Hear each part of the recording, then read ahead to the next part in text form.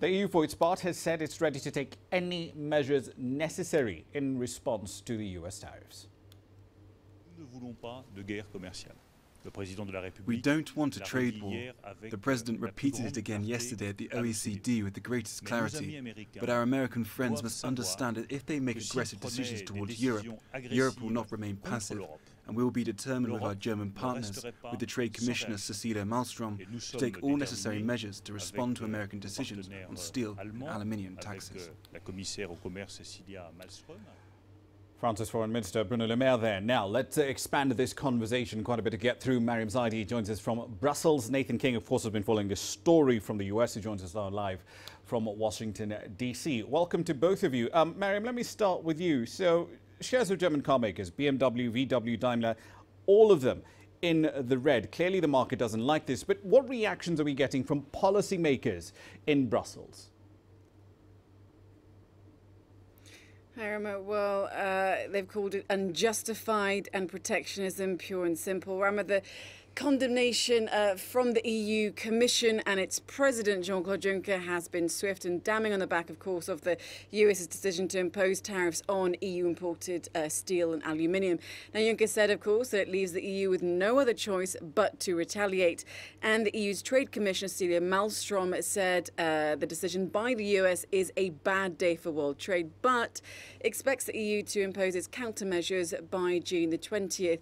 But Rami, you know, the writing was pretty much on the wall just yesterday. Speaking in Paris, the US Commerce Secretary, Wilbur used the example of China, saying that they are paying tariffs and had not used it as an excuse not to talk, unlike the EU. So, of course, the next steps for the EU, activating a list of US imported goods totaling near to $3.3 billion that they will target tit for tat with 25% tariffs.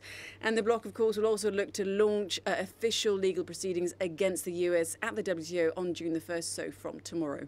Indeed. Nathan, the White House, the White House is knee-deep in a trade spat with China right now, yet here it is opening up a second front by attacking trade with key allies. I mean, what really is the end game here? Yeah, I mean, you know, we don't want to use the war metaphors, but it's never worked out very well when you open up a second front in a war, has it? When you don't have that many allies. And, you know, this whole idea, of course, is make America great again, talked about tariffs, unfair trade surpluses between not just China and the US, but the EU and the US, and, you know, make America great again. But the big question here is this really actually making America alone? Now, we've got so many of these fact sheets handed out by the White House today about this decision. But what's really interesting for the global community is the fact that they've decided to do this unilaterally, using a law that's only a US law, 1962 Trade Act, where basically it can act in the interest of national security. Now, their argument is that their domestic steel production and aluminum production is so low that they need to take these measures to build up their own. Well, that may be, but why not go to the WTO? Why not go through the usual channels? Why not negotiate before putting on tariffs? This is all leading most economists, and of course now world leaders, scratching their heads. And what's really interesting is that Wilbur says, you know, this won't lead to a big effect on the US economy. It's only 1% of its economy. Look at the markets. Have you seen the spot steel price over the last couple of months? It has been growing and growing and will go even further. That makes it much more expensive, not just for the steel industry in general, but all the steel users. And there are far more steel users in the United States, beer cans, bikes, all the rest, and aluminum, than there are steel producers. So in a way, this actually negatively affects more US companies than it does protect them. And the other thing, of course, is that how long is it going to take to build up capacity in the US that's essentially protected and therefore won't be competitive or productive? Very interesting economic questions, but also real life effect on others. And one other point, we're going to have retaliation. Mariam just talked about it from Brussels. We've just heard from Canada. We're hearing from Mexico. That's not going to hit the steel or aluminum industries. That's going to hit all other industries in the US, some of them very politically problematic for the US president when it comes to the midterm elections. So this is, you know, this is definitely a trade war. I mean, indeed. no doubt about it. And we're going to update our viewers on that because some of the updates are actually just popping up on the terminal now. But Mariam, let me come back to you. The EU has proposed retaliatory tariffs and about $3.3 billion worth of imports from the US. What products will be covered by these retaliatory tariffs? And does the EU, for lack of a better word, does the EU have the spine to expand them and cover more goods and services if this does escalate? Well, Rama, first of all, I should commend Nathan on his pronunciation of aluminium. But going back to your question, there's a list of 3.3, as you were saying, $1 billion of US exports that the EU can target with a 25% tit-for-tat levy with immediate effect after, of course, notifying the WTO. Now, that ranges from agricultural, steel products, plus-known brands such as Levi jeans, orange juice, Harley-Davidson motorbikes, peanut butter, cranberry juice, bourbon whiskey. Now, the list has been, of course, carefully crafted so not to have negative impacts on EU consumers. So obviously we don't really like US whiskey, jeans or US orange juice all too much. But there's also, of course, a part B to the EU's plans. It's got a list of products that it can target after 3 years, Rama.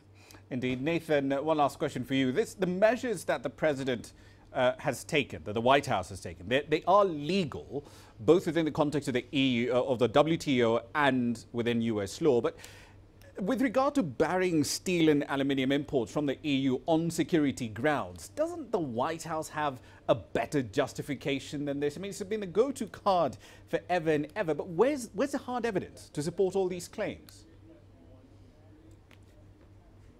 Okay, I'm going to disagree with you here. I think it's legal under US domestic law, although they are stretching that law. It was a Cold War era law, basically meant for times of national security when steel imports may be shut off by a Soviet Union or, for example, allies, as the world was divided in two. We now live in a much more globalized world. If it got challenged in the courts, it may be knocked down, although the executive power has amazing leniency when it comes to trade here. I don't think it's actually necessarily legal under WTO law. It is being tested. In fact, as you know, the European Union, China and others are bringing that up. The case hasn't ruled. The fact that they're ignoring the WTO is very, very important here because, as you know, the US officials behind me here have said they regret the day that China was brought into the WTO in 2001. That's when apparently China won the trade war, according to Peter Navarro and other trade advisors. And also they've stopped appointing judges on the WTO, essentially hobbling it. So their justification here is essentially that because of dumping by China, because of over-subsidized parts of steel from the EU, Germany in particular, because they are not seeing their own industry recover from the, let's face it, devastating effects of the 2008 recession, which of course was not caused globally, but here in the United States, that they need some sort of protection. The question is, though, is that the US can use this national security defense. And remember, they're even thinking of applying it to autos now, cars. Why doesn't everyone else? Why can't everyone else just pass laws like that too? Indeed, that is a million-dollar question there, isn't it? We'll leave it there for the time being, though. Thank you very much for your input. Nathan King in Washington, D.C., Mariam Zaidi live there in Brussels.